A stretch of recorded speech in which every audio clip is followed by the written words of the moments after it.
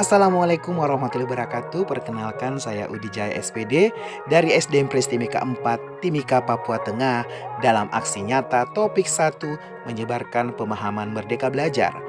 Bapak Ibu guru yang hebat, kira-kira siapa nih yang tahu Merdeka Belajar itu apa?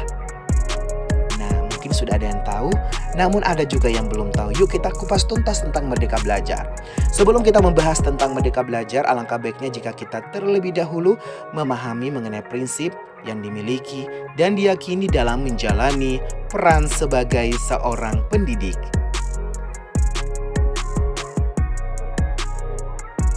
Pemahaman mengenai prinsip yang dimiliki dan diyakini dalam menjalani peran sebagai pendidik.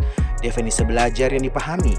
Belajar adalah proses di mana seseorang memperoleh pengetahuan, keterampilan, dan pemahaman baru tentang suatu subjek atau topik.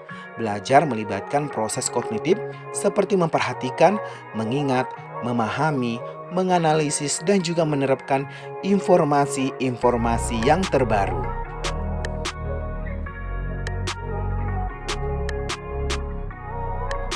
Pendidikan adalah proses formal dan informal yang melibatkan pemberian pengetahuan, keterampilan, nilai, dan pemahaman kepada individu.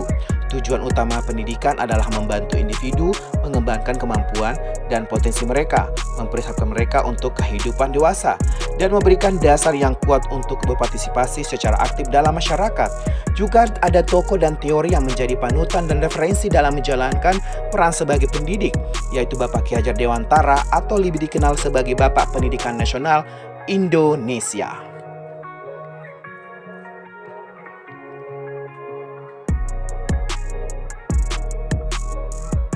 Merdeka Belajar sendiri adalah di mana siswa memiliki kebebasan untuk berpikir dan berekspresi.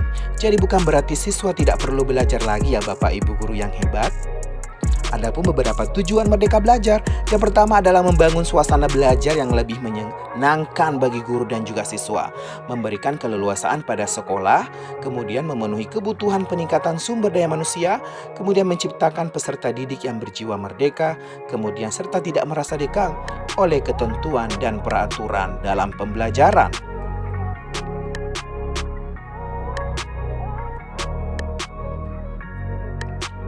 Kemudian ada konsep nih Merdeka Belajar, Bapak Ibu hebat, yaitu sistem AMONG, yaitu melarang adanya hukuman dan paksaan pada peserta didik karena hal tersebut dapat mematikan jiwa merdeka dan kreativitas mereka.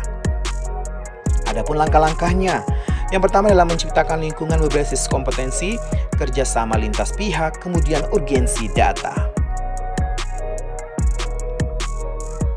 Komponen Merdeka Belajar apa saja? Ada konstruktivisme, ada inquiry, bertanya, kemudian learning community, modeling, kemudian refleksi, dan juga authentic assessment. Kemudian kita lihat yang pertama, yaitu kontributisme, di mana siswa dapat saling berbagi dan mempraktekkan pengetahuan yang dimiliki untuk mendapatkan pengalaman dan juga dari pengalaman tersebut. Kemudian yang kedua adalah ada inquiry, di mana inquiry adalah merupakan hal yang menemukan. Dalam Merdeka Belajar ini dapat membuat siswa berpikir lebih kritis dalam kegiatan proses belajar mengajar. Dan ini akan memberikan pengalaman yang berharga bagi setiap siswa tentunya. Kemudian kita masuk ketiga, yaitu bertanya. Dalam hal ini, siswa akan dibiasakan untuk berani bertanya mengenai materi pelajaran, konsep, atau hal-hal lain yang belum dipahaminya. Dan untuk mendorong, membimbing, dan menilai kemampuan berpikir siswa. Kemudian ada learning community. Siswa tidak hanya bekerja secara individu saja, tetapi juga bekerja sama dengan orang lain, sehingga bisa saling bertukar ide dan juga berpengalaman. Kemudian kelima, ada modeling, di mana artinya ada contoh atau model yang bisa ditiru. Biasanya kegiatan ini bisa berupa cara mengerjakan sesuatu seperti hasil karya dari narasumber dan masih banyak lagi. Dan kemudian yang keenam ada refleksi. Refleksi merupakan kegiatan dalam Merdeka Belajar bertujuan untuk membuat siswa merefleksikan atau merenungkan apa saja sudah dipelajari.